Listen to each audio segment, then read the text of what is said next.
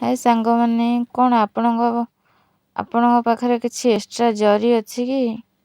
ଯଦି ଜରି ନାହିଁ, ଅଟା ଜରି ନେଇଯାଆନ୍ତୁ, ସେଥିରେ ମାଟି ଭର୍ତ୍ତି କରି ଦିଅନ୍ତୁ। ତାପରେ ଟମାଟୋ ମଞ୍ଜିକି ଦେଇ ଦିଅନ୍ତୁ, ତା ଉପରେ ମାଟି ଘୋଡ଼େଇ ଦିଅନ୍ତୁ। ଏମିତି ଜରି ନଷ୍ଟ ହେବାର ନାହିଁ କି ଆଡ଼େ ସାଡ଼େ ପଡ଼ିବାର ନାହିଁ।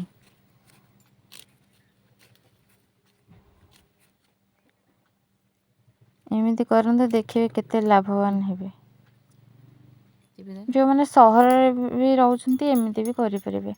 ତାପରେ ସେ ମାଟି ଉପରେ ପାଣି ଛିଞ୍ଚି ଦିଅନ୍ତୁ, ତାକୁ 2-4 ଦିନ ପାଇଁ ସେମିତି ଛାଡ଼ି ଦିଅନ୍ତୁ, ଆଉ ପାଣି ଫାଣି କିଛି ଦେବେନି। ତାପରେ ଦେଖିବେ 2-4 ଦିନ ପରେ କେମିତି ହେଇଛି। ଦେଖନ୍ତୁ, 4 ଦିନ ପରେ ଦେଖିଲେ ଗଛ 2 ପତ୍ର ଲେଖା ହେଇଯାଇଛି। ତାପରେ ଦେଖନ୍ତୁ 4-5 ଦିନ ପରେ 3 ପତ୍ର ହେଲାଣି ଟମାଟୋ ଗଛ।